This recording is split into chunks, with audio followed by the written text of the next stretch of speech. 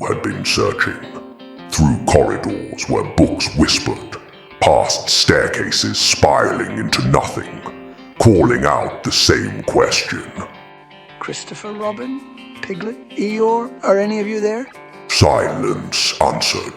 The 100-acre wood was here, but it was not whole. He was still searching when I found him at the edge of my library, small against the void.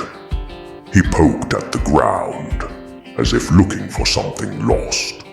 They're not here. He murmured. I sat beside him, my form vast, folding until we were nearly eye level. No, not yet. Pooh sniffled. I thought if I looked hard enough I might find them. You may still, I said. Sometimes lost things take their time finding their way back. He nodded, but clutched his belly, hollow. I knew the feeling. I summoned a picnic. Pooh blinked as honey, golden and thick, drizzled onto warm bread. He took a bite, then another. The quiet between us was cut short suddenly, when several eldritch patrons manifested from trees, their formless mass shifting. They regarded Pooh with something like curiosity, while on a laptop they clearly borrowed from my library. I'd have to admonish them later. Is this emergency food? It inquired. Pooh, mid-bite, licked honey from his paw. Oh no, I'm a bear, but I do think about food quite a lot. Another god multitasking between a MMORPG and talking to Pooh, rumbled. Then what is your purpose? Pooh tilted his head.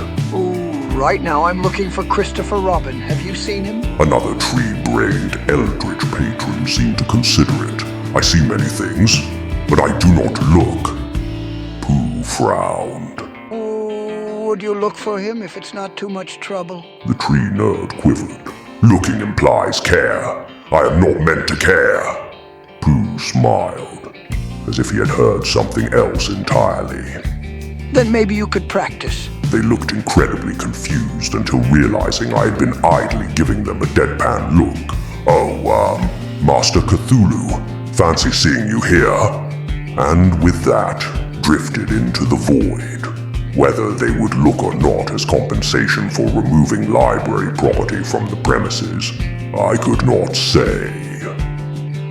Mr. Cthulhu, you saved my home, but what if they don't come back? I exhaled, slow as the turning of stars. Then we will find them. And if they're not findable? I placed a careful tentacle atop his head. Then we will remember them until they are. Pooh blinked up at me, then leaned just slightly against my side. We sat there, an eldritch horror and a small bear, at the end of the universe, sharing honey and silence. Much time had passed. Soon, somewhere in the vastness beyond, the first hints of a sun began to rise. The void had been kept at bay. Pooh nodded off to sleep, and I sat there like a stone sage, wondering if all librarians moved mountains for their patrons like this.